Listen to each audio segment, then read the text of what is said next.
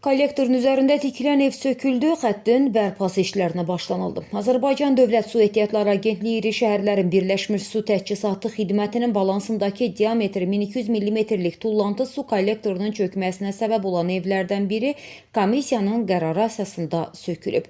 Xətai rayonu Rəşid Bağırov küçəsindən keçən kollektorda izafi yüklənmə nəticəsində baş verən qəza hadisəsi suyun ətraf ərazilərə yığılmasına səbəb oldu. Hazırda həmin ərazilərdə suyun kənarlaşdırılması istiqamətində intensiv işlər aparılır.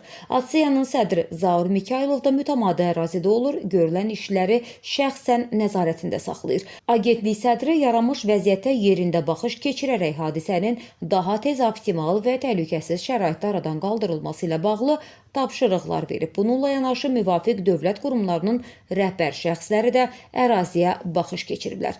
Kollektorun üzərində inşa edilmiş ev artıq sökülüb. Aksiya iri şəhərlərin Birləşmiş Su Təchizatı Xidmətinin əməkdaşları yüklənmə nəticəsində çökən tullantı su kollektorunun təmir bərpasını həyata keçirirlər.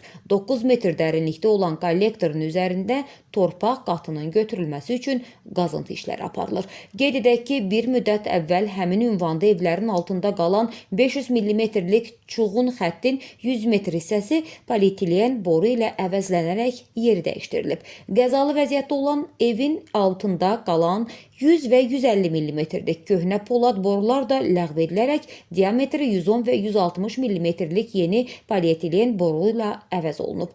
Qəza ehtimalının artması ilə bağlı indiki hadisədən öncə sakinlərə xəbərdarlıq edilib, kollektorun üzərində təmir tikinti bərpa işlərinin təhlükəsiz icrası üçün ərazini boşaltmaları tapşırılıb.